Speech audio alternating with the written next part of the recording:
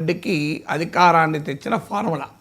So ఓదార్పు యాత్రతో మొదలైన ఈ రాజకీయ ప్రయాణంలో విగ్రహాలు, పరామర్శలు, ఓదార్పులు అనేది జగన్మోహన్ రెడ్డి బ్రాండ్ ఆఫ్ పాలిటిక్స్లో ఉంది. సో దాన్ని ఉధృతం చేశాడు ఈ మధ్య.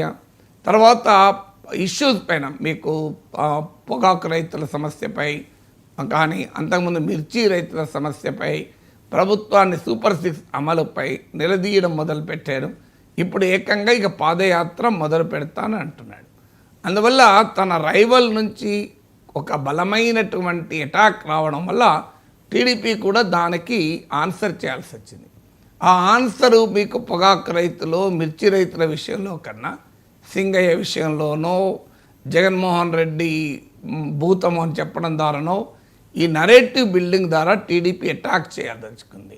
సో అందువల్ల టీడీపీ ఇచ్చిన ప్రామిసెస్ పైన చర్చ రాకుండా జాగ్రత్తగా టీడీపీ జగన్ ఫోకస్డ్గా ఈ డిబేట్ నడపదలుచుకుంది. అందుకే మీరు గమనించిన లాస్ట్ 15 రోజుల పేపర్లు చూస్తే సింగయ్య అంశం 1, నేరస్తులకు అధికారం 2, వివేక్ హత్య కేసు ఆనాడే నేను చేస్తుంటే 2, మీకు ఇలాంటి అంశాల చుట్టూ భూతం 3, ఒక 3-4 అంశాలు ఉంటాయి.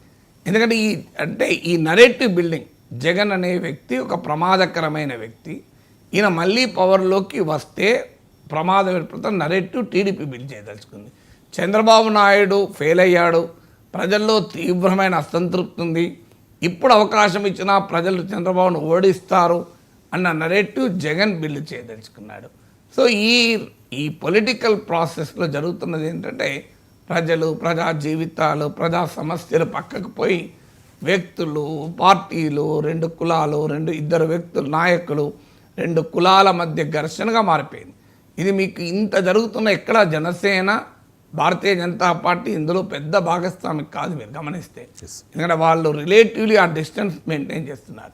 జనసేనకు వైసీపీతో గొడవ లేదా అంటే ఆ మాటకొస్తే జగన్ వ్యతిరేక ఓటు చీలకూడదు అని ఒక పొలిటికల్ థీసిస్ ముందు పెట్టి దానివల్ల విశాల అపోజిషన్ ఐక్యత, 3 పార్టీల ఐక్యతను తెచ్చి జగన్ ఓటుకి పవన్ కళ్యాణ్ ప్రధాన కారణం అయినప్పటికీ కూడా ఈ పర్సనలైజ్డ్ ఫైట్లో మీకు ఎక్కడ పవన్ కళ్యాణ్ కనబడతలేడు. మీరు గమనిస్తే జనసేన ఎక్కడా పోటీ లేదు. మీకు సమీకరణ కూడా కూటమి సమీకరణ కాదు. ఎక్కడికైనా జగన్ పోతే టీడీపీ కార్యకర్తలు వస్తున్నారు తప్ప టీడీపీ, జనసేన, బీజేపీ కార్యకర్తలు రావడం లేదు.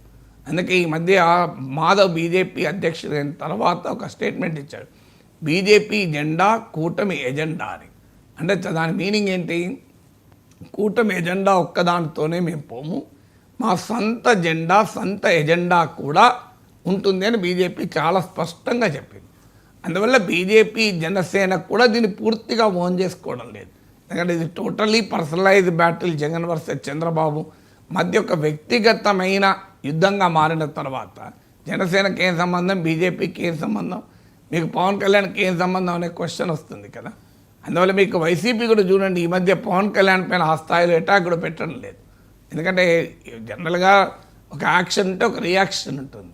అందువల్ల ఇదేమి కొత్త కాదు. ఆంధ్రప్రదేశ్లో ఉమ్మడి రాష్ట్రంలోనే ఈ ధోరణి ఉంటే ఉమ్మడి రాష్ట్రంలో కనీసం ఇతర ప్లేయర్స్ ఉండే పాలిటిక్స్లో, బీఆర్ఎస్ అను లేకుంటే వామపక్షాలను.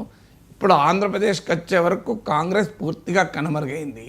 అప్పుడు ఉమ్మడి రాష్ట్రంలో కాంగ్రెస్ ఉండే వర్సెస్ టీడీపీ ఉండే, ఇతర పార్టీలు ఉండే. ఇప్పుడు వైసీపీ, టీడీపీ తప్ప పూర్తిగా ఇండివిజువలైజ్డ్ పాలిటిక్స్గా ఛాన్స్ ఇద్దరి మధ్య ఎంత దాకా పోయిందంటే చంద్రబాబు నాయుడు చూస్తే వైసీపీ మద్దతుదారులకు మండుతుంది, జగన్మోహన్ రెడ్డి చూస్తే టీడీపీ మద్దతుదారులకు మండుతుంది. ఈ మంటకు కారణం ఇంకో పలానా సమస్య పైన వీళ్ళ వైఖరి నాకు నచ్చక అని కాదు, కేవలం వ్యక్తి ఆరాధన, వ్యక్తి చుట్టూ ఉండేటువంటి రాజకీయం తప్ప మరొకటి కాదు.